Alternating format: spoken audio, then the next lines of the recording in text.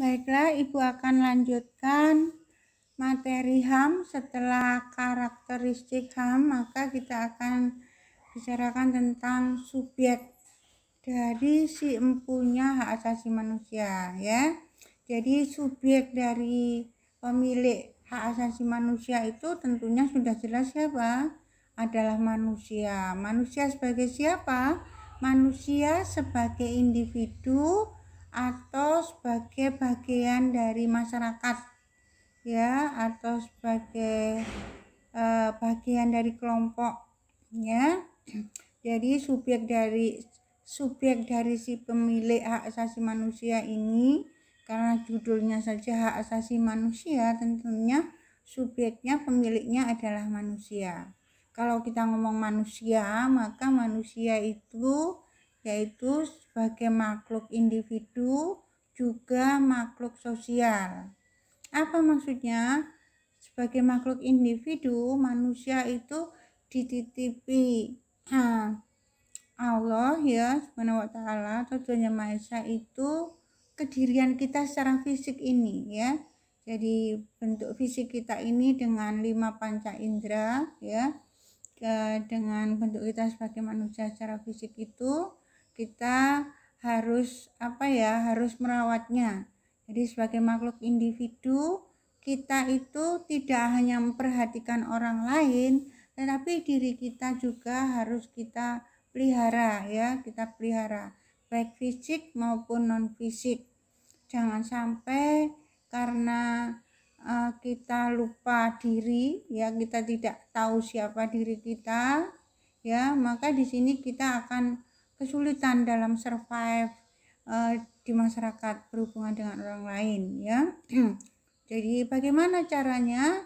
Yaitu dengan pendidikan, ya. Maka pendidikan yang baik itu adalah pendidikan yang holistik, pendidikan yang mengembangkan semua hal secara terpadu, yaitu baik faktor daya pikir, ya, faktor kognitif, intelektual, faktor emosi, rasa, hati, faktor spiritual berkaitan dengan makna hidup, keberadaan Tuhan Yang Maha Esa, ibadah dan sebagainya.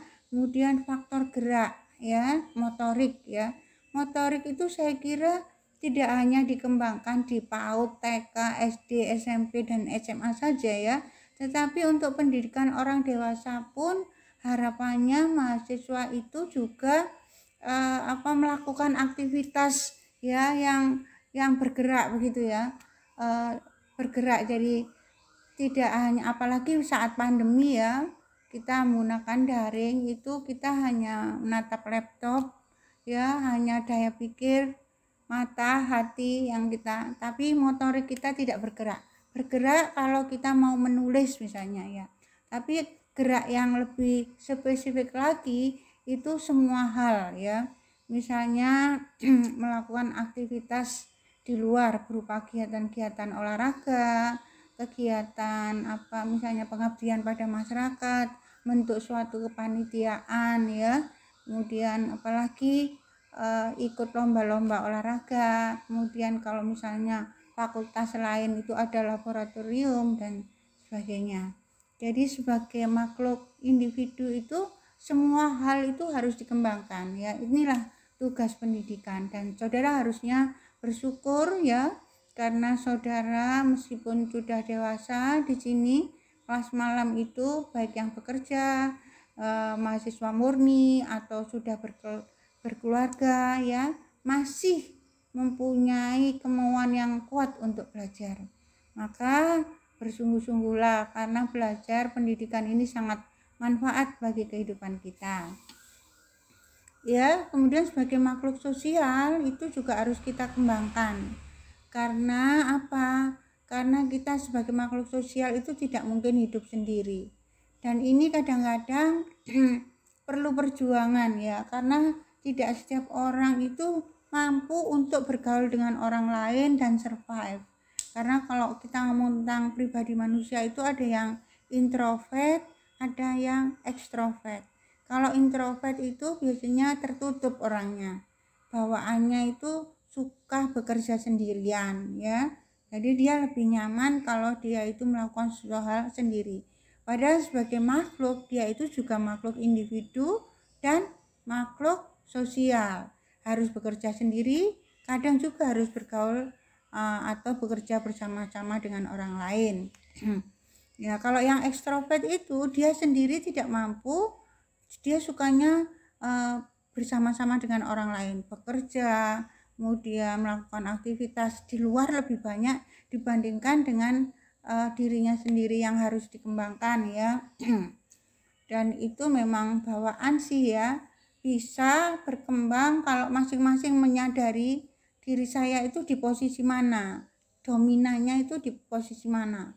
Jadi kalau misalnya sebagai makhluk individunya yang dominan, maka dia harus berusaha keras untuk belajar bergaul di luar ya, supaya seimbang, karena hidup yang baik itu adalah seimbang.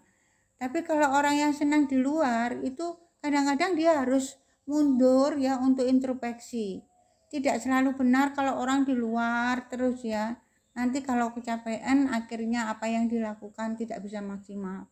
Jadi mundur untuk introspeksi, ibadah, kemudian merawat jasmani rohani itu kadang-kadang perlu ya. Kalau di agama Islam itu ada yang beruslah itu ya untuk muhasabah ya, untuk introspeksi ya, supaya lebih baik dari sebelumnya.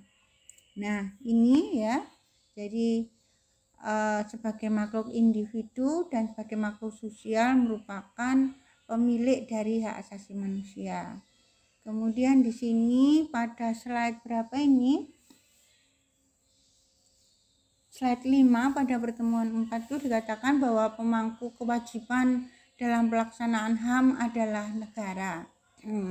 Ini tentunya sebagai warga masyarakat ya, untuk mengembangkan HAM-nya itu ya didukung oleh negara.